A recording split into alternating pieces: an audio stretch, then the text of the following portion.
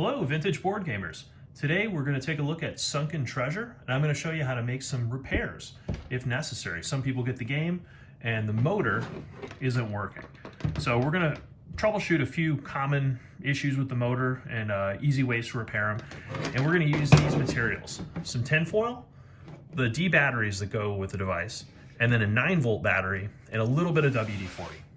So the first thing that you're going to want to do is put the batteries in, just to test the motor. Be very careful when you're loading them, because if they're not in there snug, they can fall out real easily. So pop them in, keep them pressed in,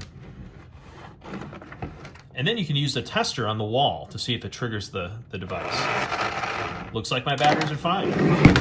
Now sometimes people are going to get these and, kids have been messing with them, or if people leave the batteries in, they'll corrode these contact points very easily.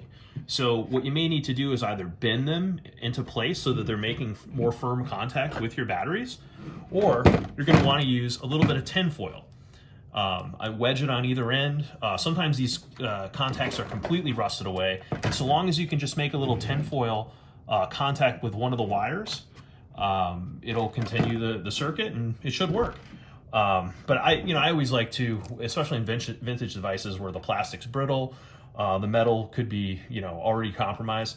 You just add a little bit of tinfoil. That keeps you from having to flip the game board over a bunch of times because the battery wiggled out of place during play, or just fell out of place because, this thing's 50 years old or whatever.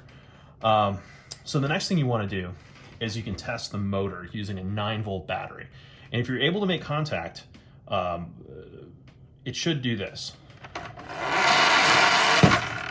Now, sometimes even then, the motor's not going to run. You might be able to jump it into place with that 9-volt, but if you can't, what you're going to want to do is put a little bit of WD-40 on this spindle here. So put like just a drop or two.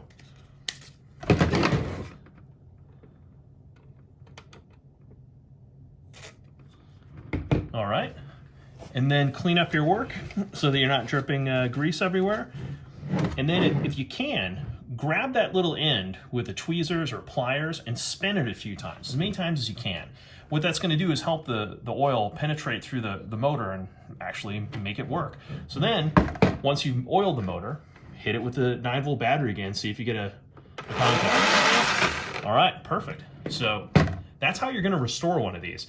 If you've oiled it with the WD-40, you've tested it with the 9-volt, and it's still not working, you may need a new motor. Good thing is these things aren't that expensive, and sometimes you can just scavenge them from some other person online who thinks their device is broken and hasn't taken the steps you've taken to try to restore it.